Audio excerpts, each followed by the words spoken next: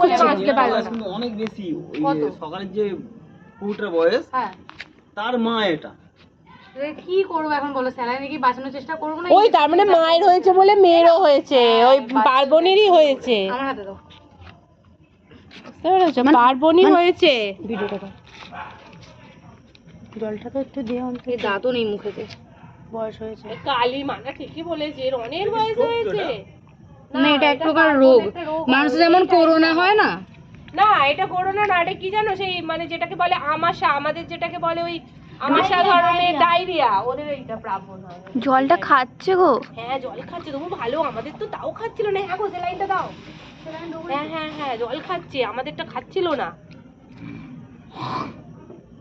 কিন্তু ওকে জায়গাটা চেঞ্জ বার করে দিচ্ছে, দাঁড়াও দাঁড়াও দাঁড়াও, যাচ্ছে না জল, ভিতরে যাচ্ছে না। জ্বর ফর আছে গায়ে?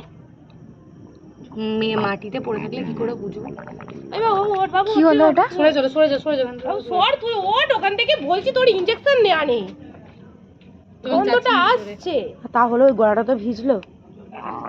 এটা কি হলো, এরকম করছো কেন? জলটা গেল কিন্তু যাচ্ছে না ভিতরে, না না ফের বার করে দিয়েছি। বার করে দিয়েছি, তাহলে আর কিছু করার নেই, জলটা খেলে তবু ঠিক ছিল। ভিতরে যায়নি,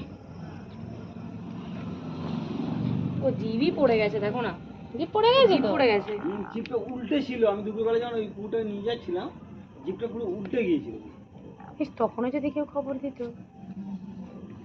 তোমাদের একটা নাম্বার না পোস্টার করতে হবে, বুঝতে পেরেছো? আর অনেক লোকের কাছে আছে, ওনাকে ঢ্যামনা মেরে দেয় না। আমি বললাম ঢ্যামনা তো, মেরে বাচ্চাটা মরতো বলো। নাম্বার অনেক লোকের কাছে আছে, ঠিক আছে? দিতে চায় না, আমি কত করে চাইলাম। বিষ্ণু তো অর্ধেক